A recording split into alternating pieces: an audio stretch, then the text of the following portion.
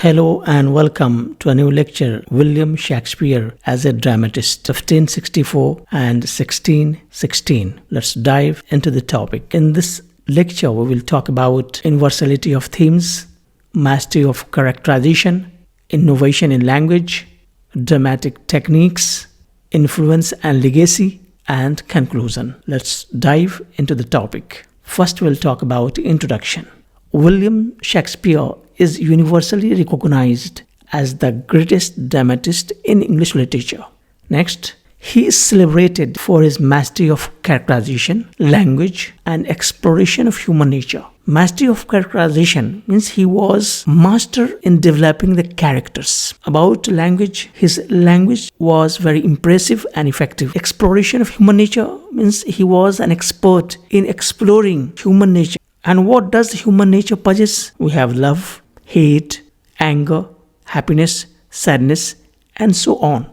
And he touched upon each one of the themes in a very effective and impressive manner. His themes extend across tragedies, comedies. He wrote about tragedy of human life, comedy of human life, and the histories about kings and queens. His plays remain timeless because they capture universal emotions and conflicts that echoes across cultures and eras. So this is, in brief, an introductory glimpse about William Shakespeare. Please support by joining the channel. Your financial contributions are greatly appreciated and truly support the cause I stand for in promoting self-learning. By becoming a member, you will gain the opportunity to delve deeply into subjects such as linguistics, literature, and other fields of knowledge. Our members-only videos are recrafted to simplify the complex linguistic concepts. Thank you for your support. Now let's discuss the current topic. And that is universality of themes. Shakespeare's plays explore themes that remain relevant across time and space. Themes that capture include love. He wrote about love. He also wrote about jealousy, ambition, betrayal, power, and identity.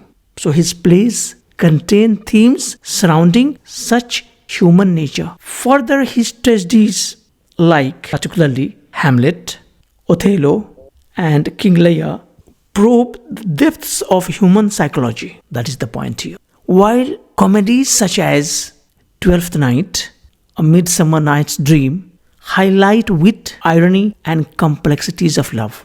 But that's not all. His histories, what we call historical plays, such as Richard III, Henry IV, Henry V, dramatize political struggles and national identity, blending fact with artistic imagination. So this is in brief the idea revolving around his universality of themes. Now we move on to the second stage of our discussion, that is mastery of characterization. What's that? Shakespeare's characters are multidimensional.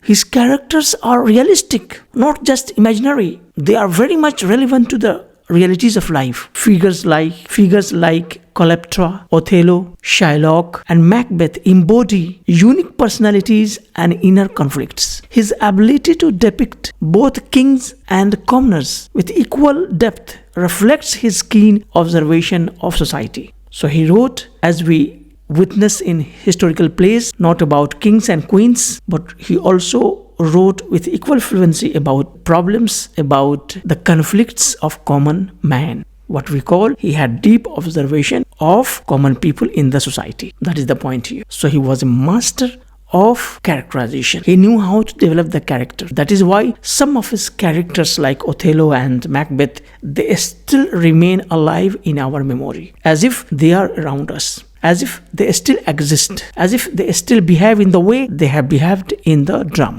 That is the point. Now we move on to the third point, that is innovation in language. Was that Shakespeare expanded the English vocabulary, introducing new words and phrases. It is believed that Shakespeare nearly added 15 50,000 new words to English language. That is his contribution. His use of blank verse gave rhythm and flexibility to dialogue, balancing poetic beauty with dramatic realism. Here, one thing you have to keep in mind is that Shakespeare was not only a dramatist, but also a very famous poet. You can ask a question: how come he was a dramatist and a poet at the same time? Because he wrote most of his plays in verse form, in poetic form. Therefore, his art of expressing his thoughts in poetic form was so unique, so impressive, that his drama became very popular during that time. His language combines, ensuring his plays appeal both to readers and audiences. So he wrote plays in such a way that, in such a language that, so both as a reader